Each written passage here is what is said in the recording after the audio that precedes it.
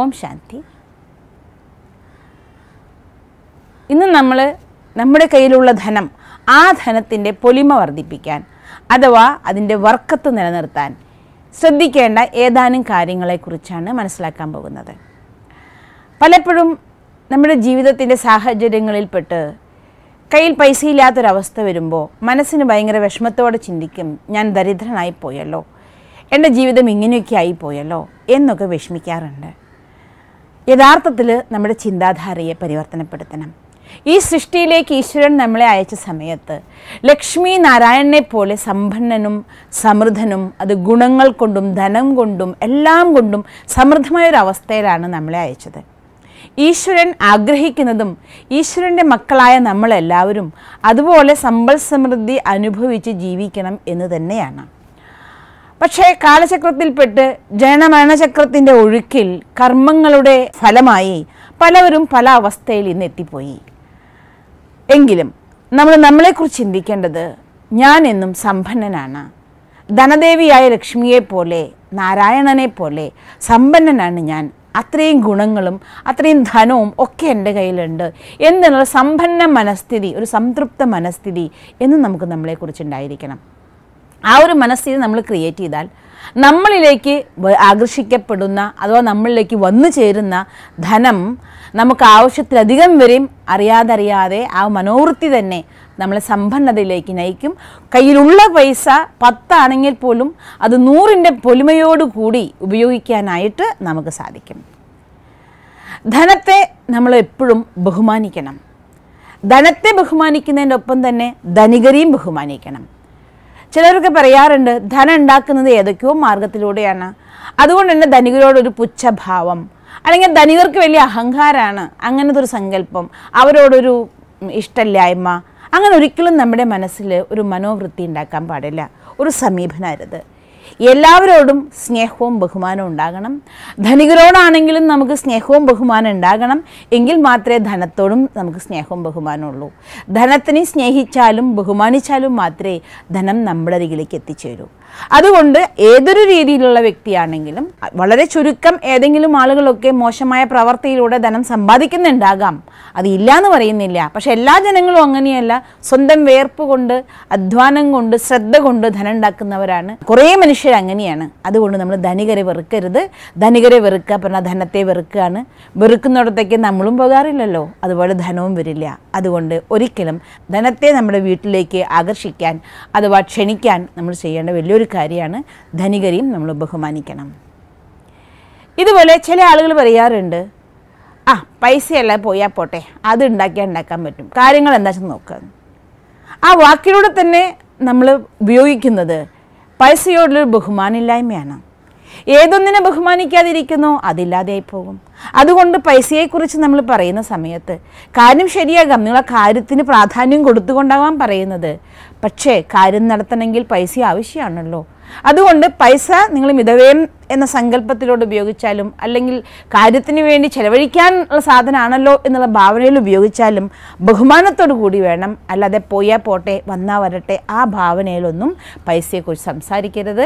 നമ്മുടെ സങ്കല്പം, നമ്മുടെ വാക്ക് അത് നമ്മളിലേക്ക് ഒരു സാധനത്തെ അടുപ്പിക്കുകയും ഒരു സാധനത്തിനെ അകറ്റുകയും ചെയ്യും. അതുകൊണ്ട് പൈസയെക്കുറിച്ച് നമ്മൾ പറയുമ്പോൾ വളരെ ശ്രദ്ധയോടെ ബഹുമാനത്തോടെ സൂക്ഷിച്ചു വേണം പൈസയെക്കുറിച്ച് സംസാരിക്കാൻ.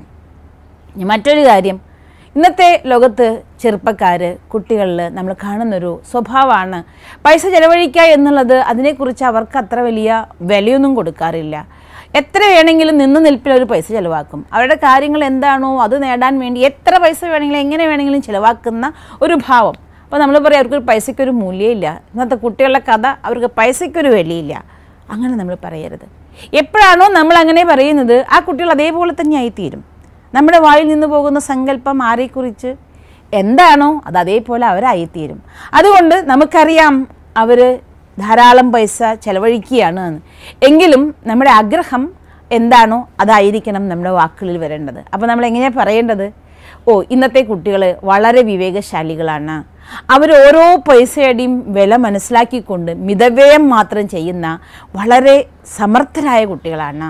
ഇത് നമ്മൾ ഒരു ദിവസം എത്ര പ്രാവശ്യം സാധിക്കുമോ അത്ര പ്രാവശ്യം അവരെക്കുറിച്ച് ഓർമ്മ വരുമ്പോൾ, അത്തരം കാര്യങ്ങൾ പറയേണ്ടി വരുമ്പോൾ ഒക്കെ പറയുകയാണെങ്കിൽ നമ്മുടെ സങ്കല്പത്തിൻ്റെ തരംഗങ്ങൾ അവരെ മാറ്റും. അവരും പൈസയുടെ വില മനസ്സിലാക്കുന്ന, അല്ലെങ്കിൽ പൈസ വളരെ ബുദ്ധിശാലികളായിക്കൊണ്ട് മിതവ്യയം ചെയ്യുന്ന സമർത്ഥരായ മക്കളായിട്ട് മാറും. ഇതുപോലെ നമ്മുടെ ജീവിതത്തിലെ പൈസനെ ഒഴുക്കി കൊണ്ടുപോകുന്ന വേറൊരു സിറ്റുവേഷനാണ്, പൈസ ധാരാളം ചിലവഴിക്കുന്ന ദിവസങ്ങളുണ്ടാവും, ചില കാലങ്ങളുണ്ടാവും, ചില മാസങ്ങൾ അങ്ങനെയായിരിക്കും, ചില ആഴ്ചകൾ അങ്ങനെയായിരിക്കും, ഒരുപാട് ചിലവായിരിക്കും. അപ്പം നമ്മളിങ്ങനെ പറഞ്ഞുകൊണ്ടേയിരിക്കും, എന്താണ്, ഓ ഈ ആഴ്ച ഭയങ്കര ചിലവാണ്, ഈ മാസം കിട്ടിയ പൈസ മുഴുവൻ ചിലവായിപ്പോയി, കാലിയായിപ്പോയി. ഒരിക്കലും നമ്മൾ അങ്ങനെ പറയരുത്. പിന്നെ എങ്ങനെ പറയും? സത്യം അതാണല്ലോ, കയ്യിൽ പൈസയില്ല, ഉള്ളത് മുഴുവൻ ചിലവായി പോയിരിക്കുന്നു, അല്ലെങ്കിൽ വളരെ ചുരുങ്ങിയ പൈസ കയ്യിൽ മിച്ചുള്ളൂ, അധിക ചിലവാണ്. എപ്പോൾ നമ്മൾ അധിക ചിലവാണ് എന്ന് പറയുന്നോ അപ്പോൾ പൈസ പിന്നെയും വരുന്നതിനപ്പുറം ചിലവാകാനുള്ള ഒരവസ്ഥ നമുക്ക് സംജാതമാകും. അതുകൊണ്ട് ചിന്തിക്കേണ്ടത്, പൈസ എന്തായാലും നമ്മൾ വെറുതെ കളയലല്ലോ, എന്തെങ്കിലും ആവശ്യത്തിന് വേണ്ടി ഉപയോഗിച്ചതായിരിക്കുമല്ലോ. അപ്പം നമ്മൾ പറയണം, ഈ പൈസ ഞാൻ ഈ പ്രാവശ്യം ഒരുപാട് ഡെപ്പോസിറ്റ് ചെയ്തിരിക്കുകയാണ്. ഡെപ്പോസിറ്റ് ചെയ്തിരിക്കുക എന്ന് വെച്ചാൽ ഡെപ്പോസിറ്റ് എപ്പോഴും നമുക്ക് എങ്ങനെ തിരിച്ചു വരിക? With interest. അപ്പം ഞാൻ എന്താണോ ഡെപ്പോസിറ്റ് ചെയ്തിരിക്കുന്നത് അത് എനിക്ക് ഇൻട്രസ്റ്റോട് കൂടി തിരിച്ചു വരും. അപ്പോൾ എത്ര ഞാൻ ചിലവാക്കിയാലും ആവശ്യകാര്യങ്ങൾക്ക് നമ്മൾ ചിലവാക്കുമ്പോൾ അത് ചിലവാക്കി എന്നല്ല പറയണ്ടേ, ഞാൻ ഈ പ്രാവശ്യം പൈസയെ കൂടുതൽ ഡെപ്പോസിറ്റ് ചെയ്തിരിക്കുകയാണ്. അപ്പോൾ കുറച്ച് കഴിയുമ്പോൾ ആ പൈസയേക്കാൾ കൂടുതൽ നമുക്ക് പലിശ സഹിതം ആ പൈസ നമ്മളിലേക്ക് തിരിച്ചു വരും. പൈസ എന്നുള്ളത് നമുക്ക് ഉപയോഗിക്കാനുള്ളതാണ്. പക്ഷേ ആ പൈസയെക്കുറിച്ച് നമ്മളെപ്പോഴും ചിന്തിക്കുകയാണ്, ഓ ധാരാളം പൈസ ചിലവായിക്കൊണ്ടിരിക്കുക, അത് ഭയങ്കര കഷ്ടമാണ്, കയ്യിൽ നിന്ന് ചോർന്ന് പോവുകയാണ്, ഇങ്ങനെയൊക്കെ വിചാരിച്ചാൽ അത് ചോർന്ന് പോയിക്കൊണ്ടിരിക്കും. തിരിച്ച് എൻ്റെ കയ്യിൽ ആവശ്യത്തിന് 1500 രൂപ വേണം, അതിന് വന്നിരിക്കുന്നത് 1400 രൂപയേ ഉള്ളൂ, ഞാൻ 1399 രൂപ ഉപയോഗിച്ചുകൊണ്ട് കാര്യം ചെയ്യും, 1 രൂപ മിച്ചം വയ്ക്കുകയും ചെയ്തിട്ടുണ്ടെങ്കിൽ എൻ്റെ മനസ്സ് സങ്കല്പം ഈ പൈസ കുറഞ്ഞു, ഞാൻ 1399 രൂപ കൊണ്ട് എങ്ങനെ കാര്യം ചെയ്തു എന്നായിരിക്കില്ല, ആ 1 രൂപ മിച്ചം വെച്ച സന്തോഷമായിരിക്കും നമുക്കുണ്ടാകുക. ആരുടെ മനസ്സിലാണോ ഞാൻ 1 പൈസ അല്ലെങ്കിൽ 1 രൂപ മിച്ചം വെച്ചിരിക്കുന്നു, ഞാൻ അതിന് മിച്ചമാക്കിയിട്ടുണ്ട്, ഡെപ്പോസിറ്റ് ചെയ്തിട്ടുണ്ടെന്ന ചിന്തയുള്ളത്, അവരുടെ അടുത്തേക്ക് അനുദിനം ആ 1 രൂപ അത് 100 രൂപയാകും, പിന്നെ 1000 രൂപയാകും. അറിയാതെ അവരുടെ ആ ഒരു പണപ്പെട്ടിയിലെ വർക്കത്ത് വർദ്ധിച്ചുകൊണ്ടിരിക്കും. ഇനി പൈസയുടെ വേറൊരു നിയമമാണ്, നമ്മളെപ്പോഴും പൈസ കൊടുക്കുന്ന സമയത്ത് അതിനെ സന്തോഷത്തോടെ കൊടുക്കണം. ഒരിക്കലും പൈസ കൊടുക്കുമ്പോൾ വിഷമിച്ച് സങ്കടപ്പെട്ട് കൊടുക്കരുത്. പൈസ കൊടുക്കുന്നതിനൊരു വിധിയുണ്ട്. പൈസയോട് നമ്മൾ എന്ത് സംസാരിക്കുന്നോ അത് അതേപടി അനുസരിക്കും. അതുകൊണ്ട് പൈസ കൊടുക്കുമ്പോൾ പൈസയോട് നമ്മൾ പറയണം, എനിക്ക് നിന്നെ ഒരുപാട് ഇഷ്ടമാണ്, ഞാൻ നിന്നെ സ്നേഹിക്കുന്നുണ്ട്, പക്ഷേ ഞാൻ ഇന്നാൾക്ക് നിന്നെ കൊടുക്കുകയാണ്, അവിടെ പോയി അവരുടെ കാര്യങ്ങളെല്ലാം നടത്തി സമൃദ്ധമാക്കി അതിനുശേഷം 10 മടങ്ങായി നീ എൻ്റെ അടുത്തേക്ക് തിരിച്ചു വരണം. എത്ര കൂടുതൽ നമ്മൾ മറ്റൊരാൾക്കത് ഈ സങ്കല്പത്തോടെ സന്തോഷത്തോടെ നിങ്ങൾ കൊടുക്കുന്നോ അത് സന്തോഷത്തോടെ ഇരട്ടിയായി ചിലപ്പോൾ 10 മടങ്ങായി വർദ്ധിച്ചുകൊണ്ട് നമുക്കത് തിരിച്ചെത്തിച്ചേരും. പൈസയെ വളരെ ബഹുമാനത്തോടെ വേണം സ്വീകരിക്കാൻ. സപ്പോസ് നമ്മളൊരു കടയിൽ പോയി കുറച്ച് പച്ചക്കറി വാങ്ങി, ഒരു 100 രൂപ കൊടുത്തു, 96 രൂപയുടെ പച്ചക്കറിയാണ്, ബാക്കി 4 രൂപ 4 നാണയത്തൊട്ട് നമുക്ക് തന്നു. ആ 4 നാണയത്തൊട്ടിനെയും നമ്മൾ വളരെ ബഹുമാനിക്കണം. ഇതൊരു 4 നാണയത്തൊട്ടല്ലേ, അത് സാരമില്ല, അത് അവിടെ കിടക്കട്ടെ എന്ന് വിചാരിക്കരുത്. ചിലർ അതിനെ വളരെ വിലയില്ലാതെ ഉപയോഗിക്കും. ചെയ്യരുത്. ഓരോ നാണയത്തൊട്ടും ലക്ഷ്മി തന്നെയാണ്. അതിനെ അത്ര ആദരവോടെ, നമുക്ക് ആ ഒരു നാണയത്തൊട്ട് 1 കോടി രൂപ നമ്മൾ സ്വീകരിക്കുകയാണെങ്കിൽ എത്ര സന്തോഷത്തോടെ ആയിരിക്കും സ്വീകരിക്കുക. അത്ര സന്തോഷത്തോടെ വേണം ആ ഒരു നാണയത്തൊട്ടിനെ സ്വീകരിക്കാൻ. കാരണം ആ ഒരു നാണയത്തൊട്ടിൻ്റെ ഉള്ളിൽ 1 കോടി രൂപ നമ്മളിലേക്ക് എത്തിക്കാനുള്ള ശക്തിയുമുണ്ട്. അതുകൊണ്ട് ഒരു നാണയത്തൊട്ടാണെങ്കിലും ഓരോ നാണയത്തൊട്ടും അത്രയും ബഹുമാനത്തോടെ സ്നേഹത്തോടെ നമ്മൾ സ്വീകരിക്കണം. അതുപോലെ തന്നെയാണ് ചിലപ്പോൾ ഒരു 10 രൂപ ബാക്കി വരും. 10 രൂപ നോട്ടാണ്, 10 രൂപ നോട്ടാണ്. 2000 രൂപ നോട്ടാണെങ്കിൽ നമ്മൾ വളരെ ബഹുമാനത്തോടെ അതിനെ പേഴ്സിൽ വയ്ക്കും. പക്ഷെ 10 രൂപ നോട്ടാണെങ്കിൽ 10 രൂപ നോട്ട്, അതിനോട് റെസ്പെക്റ്റ് കൊടുക്കില്ല, ചെയ്യാൻ പാടില്ല.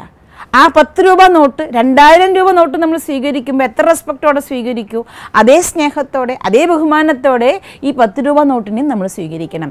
അങ്ങനെയാണ് എങ്കിൽ ആ 10 രൂപ നോട്ട് നാളെ 2000 രൂപ നോട്ടുകളുടെ കെട്ടുകൾ തന്നെ നമ്മളിലേക്ക് കൊണ്ടെത്തിക്കും.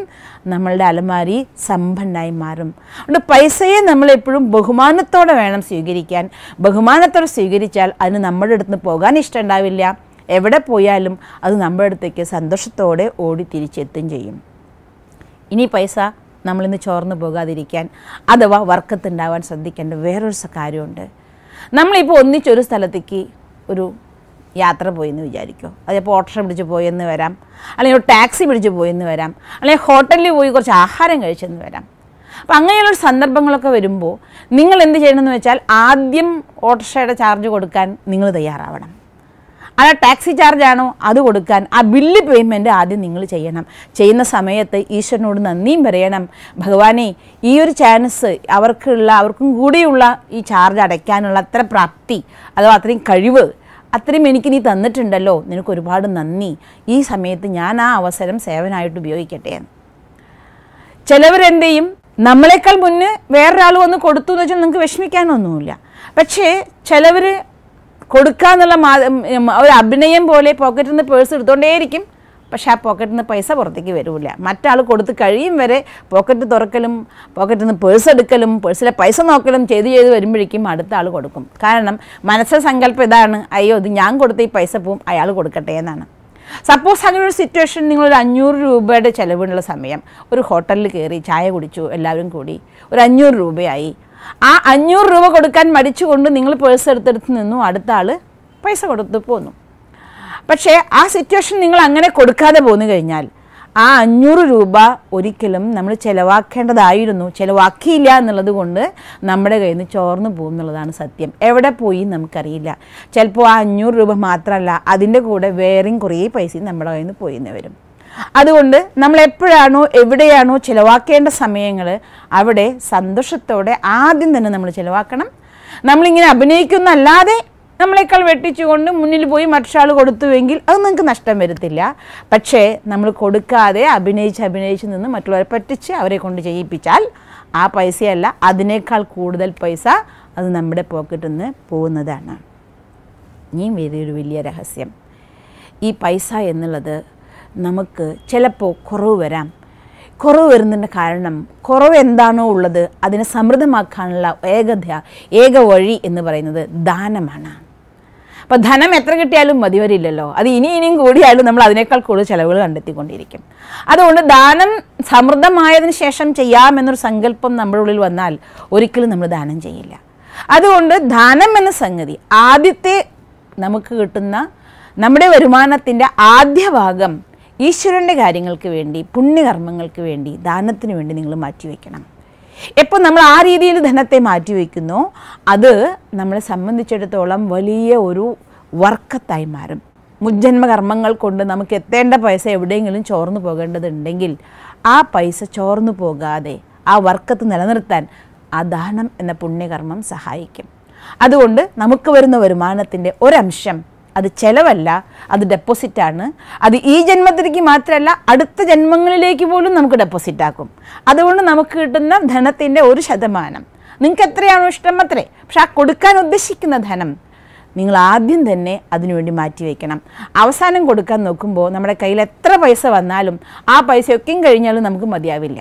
അതുകൊണ്ട് ആദ്യം മാറ്റി വെച്ചാലോ പുണ്യകർമ്മം നടക്കും, നമ്മുടെ ധനത്തിൻ്റെ വർക്കത്തും നിലനിൽക്കും. അതുകൊണ്ട് ധനത്തിനെ സൂക്ഷിക്കുക എങ്കിൽ അതിൻ്റെ അർത്ഥം അതിനെ ബഹുമാനിക്കണം, അതിനെ സ്വാഗതം ചെയ്യണം, വളരെ ബഹുമാനത്തോടെ സ്വാഗതം ചെയ്യണം. കൊടുക്കുമ്പോഴും സന്തോഷത്തോടെ കൊടുക്കണം. എത്ര സന്തോഷത്തോടെ നിങ്ങൾ മറ്റുള്ളവർക്ക് കൊടുക്കുന്നോ അത്രയും നമ്മുടെ പോക്കറ്റിൽ ധനം ഒരുപാട് വർദ്ധിക്കും. ഇത് മാത്രമല്ല, നമ്മൾ പൈസ സൂക്ഷിക്കുന്ന സ്ഥലം, അത് നമ്മുടെ അലമാരിയാവാം, പേഴ്സാവാം, പെട്ടിയാവാം, എവിടെയാണോ നിങ്ങൾ ധനം സൂക്ഷിക്കുന്ന സ്ഥലം ആ സ്ഥലത്തിനോടും നിങ്ങൾ എന്നും റെസ്പെക്റ്റോടെയും നന്ദി പറയും വേണം. ആ സ്ഥലത്തിനോട് പറയണം. എപ്പോഴാണോ നമ്മൾ പൈസ വയ്ക്കുന്നത്, പൈസ എടുക്കുന്നത്, ആ സമയം ശ്രദ്ധിക്കേണ്ട ഒരു കാര്യം, ഈ സ്ഥലം എനിക്ക് ഒരുപാട് വർക്കത്തുള്ള സ്ഥലമാണ്, ഒരുപാട് സൗഭാഗ്യമുള്ള സ്ഥലമാണ്, ഈ പേഴ്സ് ഒരുപാട് സൗഭാഗ്യം തരുന്നതാണ്, വർക്കത്ത് തരുന്നതാണ് എന്നൊക്കെ സങ്കല്പിച്ചു കൊണ്ട് വേണം നിങ്ങൾ ആ അലമാരിയിൽ നിന്നാവട്ടെ, പേഴ്സിൽ നിന്നാവട്ടെ, പെട്ടിയിൽ നിന്നാവട്ടെ പൈസ എടുക്കാൻ. ആ സ്ഥലത്തിനെ ബഹുമാനിക്കുമ്പോൾ അവിടെ പിന്നെയും ധനം കുമിഞ്ഞു കൂടാനുള്ള സാഹചര്യങ്ങളുണ്ടാകും. വളരെ ശ്രദ്ധിക്കേണ്ട ഒരു കാര്യം, നമുക്ക് ദുഃഖമാണ്, മൂഡ് ഓഫ് ആണ്, ദേഷ്യമാണ്, സങ്കടമാണ്, അങ്ങനത്തെ ഒരു സിറ്റുവേഷൻ ആണെങ്കിൽ ആ സമയങ്ങളിൽ നിങ്ങൾ പൈസയെ സ്പർശിക്കാതിരിക്കാൻ ശ്രമിക്കാം.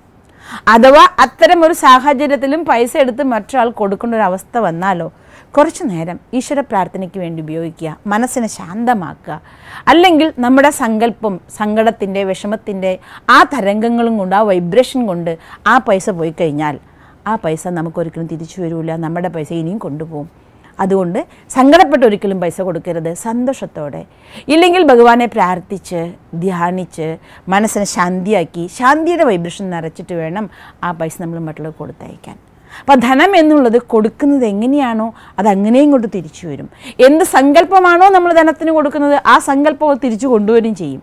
അതുകൊണ്ട് ധനത്തെ കൊടുക്കുമ്പോൾ വളരെ സന്തോഷത്തോടെ മറ്റൊരാൾക്ക് ഉപകാരമാകട്ടെ എന്ന് സങ്കല്പിച്ചുകൊണ്ട് കൊടുക്കണം. ഇങ്ങനെ കൊച്ചു കൊച്ചു കാര്യങ്ങളെ ശ്രദ്ധിക്കുന്നതിലൂടെ നമ്മുടെ കയ്യിലെ ലക്ഷ്മി അഥവാ ധനം അത് നമ്മളറിയാതെ അതിൻ്റെ പൊലിമ കൂടിക്കൊണ്ടിരിക്കും, നമുക്കും മറ്റുള്ളവർക്കും സുഖം തരുന്നതായി തീരുകയും ചെയ്യും.